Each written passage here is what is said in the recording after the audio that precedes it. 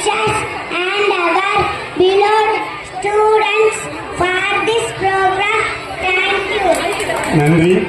அனைவருக்கும் வணக்கம். என் பெயர் பூஜா. நான் முதலாம் வகுப்பு சி செக்ஷன் படிக்கிறேன். நான் பெண்களை பற்றி கவிதை கூறுந்துள்ளேன்.